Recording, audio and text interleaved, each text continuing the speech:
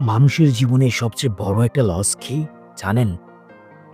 জীবন থেকে এমন কাউকে হারিয়ে ফেলা যে মানুষটাকে আপনি একদিন তীব্রভাবে ভালোবাসতেন। তবে আপনার জীবনে তার চেয়েও হাজার গুণ বড় লস কোনটা জানেন?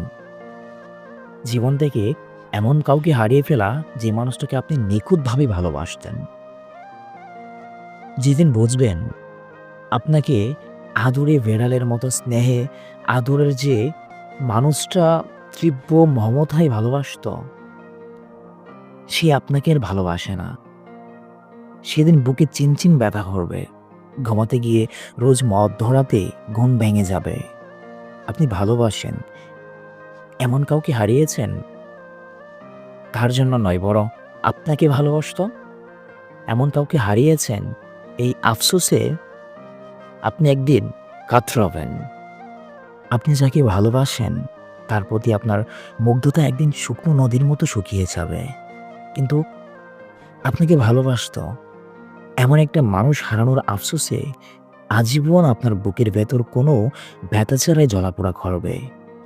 পৃথিবীতে এমন হাজারো মানুষ আছে আপনার জীবনে আসবে যাবে, যাদেরকে আপনি তীব্রভাবে ভালোবাসবেন, আবার ভুলেও যাবেন। কিন্তু আপনাকে তীব্রভাবে ভালোবাসবে এমন মানুষ আপনার গোটা জীবনে বড়জোর ১ থেকে ২ জন পাবেন। বেশিরভাগ সময়েই একজনও পাবেন না। বাড়ি হারালে নতুন বাড়ি কিনতে পারবেন, গাড়ি ভাঙলে জোড়া লাগাতে পারবেন, জমি বেচে কিনে হাত বদলে হাজার হাজার জমির মালিকও হতে পারবেন। কিন্তু শখের মানুষটাকে একবার হারালে তেমন শখের মানুষ আর কখনোই খুঁজে পাবেন না। আপনার পথ সে কুকুরের মতো যে মানুষটা অপেক্ষা করত, সে এখনো অপেক্ষা করে, তবে আপনার জন্য নয়। আপনার চোখের দিকে তাকিয়ে যে মানুষটা মরে যেতে দ্বিধা করতো না, সে এখনো মরে যেতে দ্বিধা করবে না। তবে তা আপনার জন্য নয়। আপনার বুকে মাথা রেখে যে মানুষটা হাজার বছর বাঁচতে চাইতো, সে এখনো বাঁচতে চায়, তবে আপনার বুকে মাথা রেখে নয়। এই যে এমন নিখুঁত একটা মানুষ হেলায় হারিয়ে ফেললেন, এর ক্ষতিপূরণ পুরো জীবনটাই দিয়ে হলেও হয় না।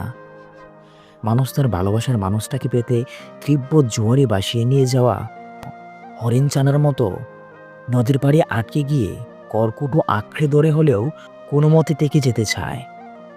কিন্তু সে বেশি যাচ্ছে তো যাচ্ছেই, আপনি তাকে একবারও দড়ি আটকালেন না, হাতে ধরে জোয়ারের পানি থেকে টেনে পাড়ে তুললেন না। মনে করলেন সে তো থাকতেই চায়, আটকাতে চায়, তাই সে কোনো না কোনোভাবেই ঠিকই আটকে থাকবে।